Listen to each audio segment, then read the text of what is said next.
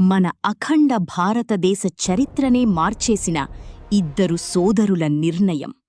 1336లో హరిహర మరియు బుక్కరాయలు స్థాపించిన చిన్న రాజ్యం కేవలం 200 సంవత్సరాలలోనే ఆసియాలోని అతి గొప్ప సామ్రాజ్యంగా మారింది. విదేశీ దాడులను అడ్డుకుని 24 భాషలు మాట్లాడే ప్రజలను ఏకంచేసి ప్రపంచంలోని వ్యాపార రంగంలో నంబర్ 1గా నిలిచింది. అదే శ్రీకృష్ణదేవరాయలు పాలించిన విజయనగర సామ్రాజ్యం. ఒకప్పుడు ప్రపంచాన్ని వణికించిన ఆ సామ్రాజ్యం నేడు హంపీలో రాళ్ల మధ్య నిశ్శబ్దంగా నిలిచిపోయింది. దానికి కారణం 1565లో జరిగిన ఒక యుద్ధమని మీకు తెలుసా? మన విజయనగర సామ్రాజ్య అసలు చరిత్ర తెలుసుకోవాలంటే లైక్ చేసి డీటెయిల్డ్ ఎక్స్ప్లెనేషన్ అని కామెంట్ చేయండి.